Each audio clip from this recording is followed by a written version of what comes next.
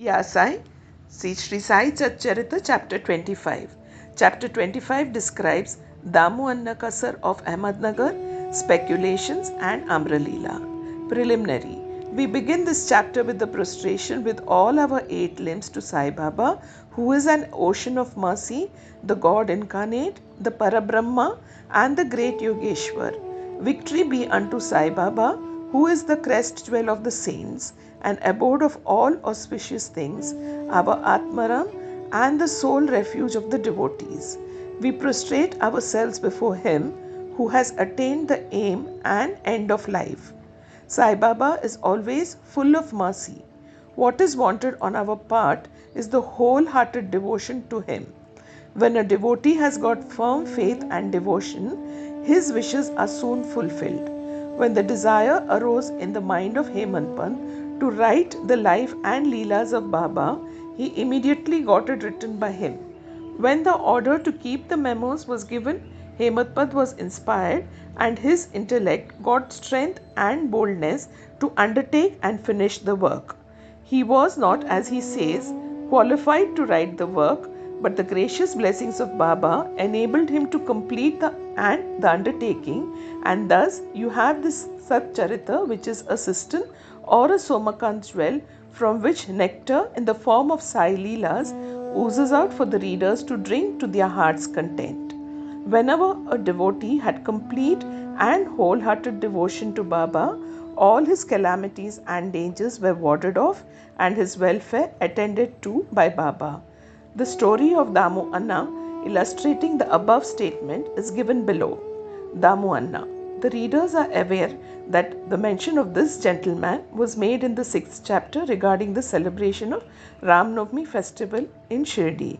He went to Shirdi about the year 1895 when the Ram Navami Utsav had begun, and since that time he has been providing an ornamental flag for that occasion every year. He also feeds the poor and the fakirs who come there for the festival. His speculation, cotton trading. A Mumbai friend of Damu Anna wrote to him that they should do some cotton speculation business in partnership, which would bring them about 2 lakhs of rupees as profit. Damu Anna says in his statement made about the year 1936 to Mr. B.V. Narasimha Swami that the proposal about speculating at Mumbai in cotton was from a broker who was not to be a partner and that he was to be a sole adventurer. The broker wrote that the business was good and involved no risks and that the opportunity should not be lost. Damu Anna was vacillating.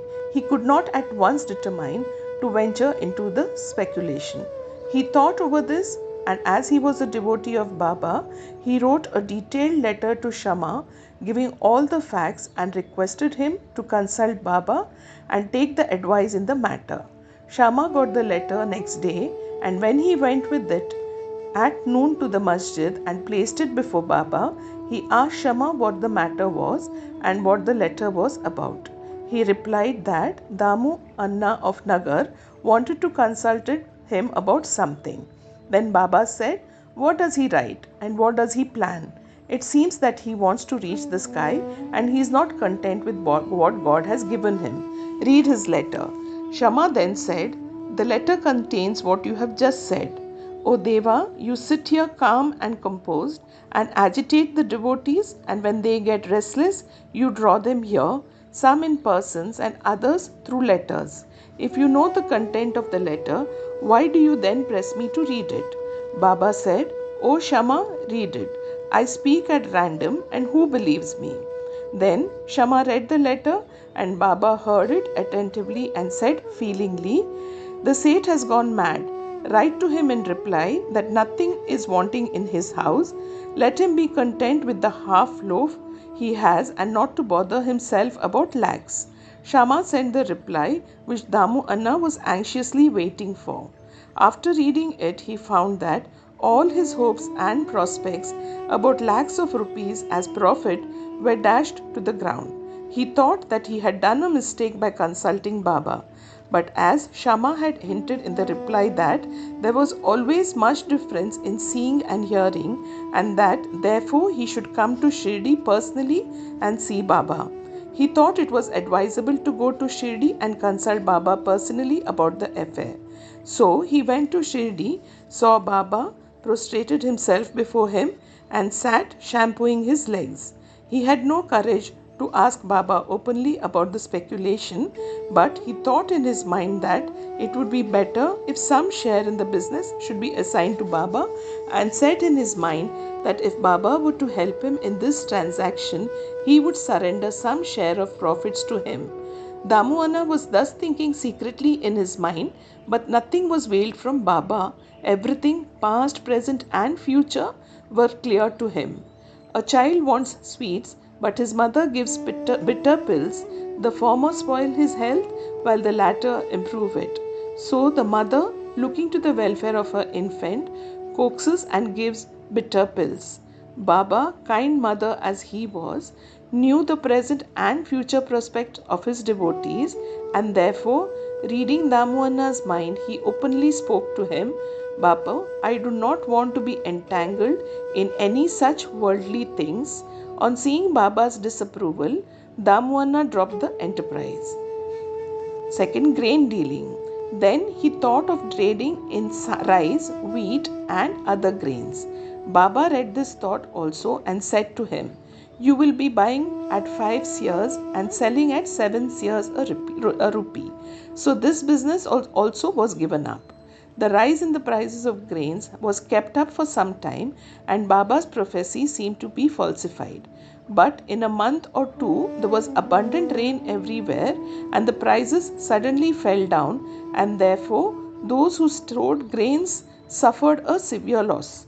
Damu Anna was saved from this fate. Needless to say that the cotton speculation which was conducted by the broker with the help of another merchant also collapsed with severe loss to the adventurers. After seeing that Baba had saved him from 2 severe losses in cotton and grain speculation, Damu Anna's faith in Baba grew stronger, and he remained a true devotee of Baba till his passing away. Amra Leela, that is the mango miracle. Once a parcel of about 300 good mangoes was received at Shirdi. It was sent from Goa by one Mamlatdar in the name of Shama. When it was opened, all the mangoes were found to be in a good condition. They were given in Shama's charge, and only 4 were retained and placed in the Columba by Baba. He said, These 4 fruits are for Damu Anna, let them lie there. This Damu Anna had 3 wives. According to his statement mentioned above, he had not 3 but 2 wives only. He had no issue. He consulted many astrologers and himself studied astrology to some extent, and found that there was a Papi planet in his horoscope. There was no prospect of any issue to him in this life. But he had great faith in Baba. When he went to Shirdi 2 hours after the receipt of the mango parcel for worshipping Baba, he said, Though other people are looking for the mangoes, they are Damyas. He whose they are should eat and die. Damu Anna, on hearing these words, was first shocked, but on Malsapati's explaining to him that death meant the death of the ego, and to have it at Baba's feet was a blessing. Damu Anna said that he could accept the fruits and eat them. But Baba said to him, Do not eat yourself, but give them to your younger wife. This Amra Leela will give her 4 sons and 4 daughters. This was done, and in due course it was found Baba's words turned out true and not those of the astrologers. Baba's speech established its efficacy or greatness while he was living in flesh, but it did the same even after his passing away. Baba said, Believe me, though I pass away, my bones in my tomb would be speaking, moving, and communicating with those who would surrender themselves wholeheartedly to me. Do not be anxious that I would be absent from you. You will hear my bones speaking and discussing your welfare. But remember me always. Believe in me heart and soul, and then you will be most benefited. Prayer. Hemant Pant closes this chapter with a prayer. O Sai Sadguru, the wish-fulfilling tree of the Bhakta, we pray, let us never forget and lose sight of your feet. We have been troubled with the ins and outs in this sansar.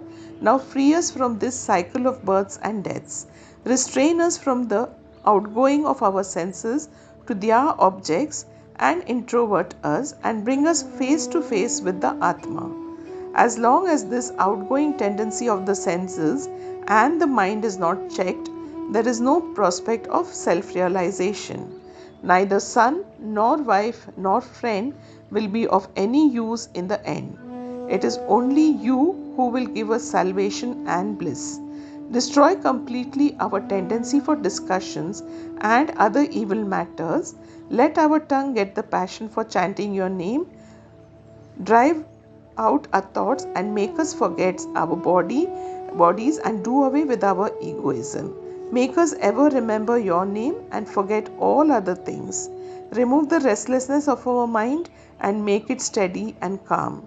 If you just clasp us, the darkness of night of our ignorance will vanish and we shall live happily in your light. That you made us drink the nectar of your Leelas and awakened us from our slumber is due to your grace and our store of merits in the past birth.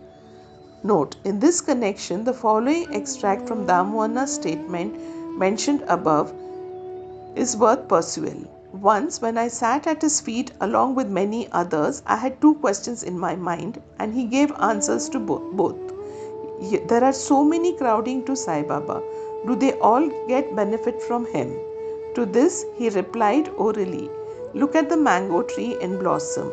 If all the flowers become fruit, what a splendid crop it would be. But do they? Most fall off either as flowers or as unripe fruits by wind, etc. Very few remain. The second question was about myself. If Baba were to pass away, how hopelessly adrift I would be, and how am I to fare then? To this Baba answered that he would be with me whenever and wherever I thought of him. That promise he had kept up before 1918 and has been keeping up after 1918. He is still with me. He is still guiding me. This was about 1910 or 11 when brothers separated from me and my sister died and there was a theft and police inquiry. All these incidents made me very disturbed.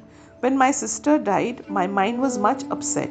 I did not care for life and enjoyments. When I went to Baba, he pacified me with his Upadesh and made me eat a feast of Puran Poli at Appa Kulkarni's house. There was a theft in my house. A 30-year-old friend of mine stole my wife's jewel box, including her auspicious nath. I wept before Baba's photo. The next day, the man returned the jewel box and asked for pardon. Bow to Shri Sai, peace be to all.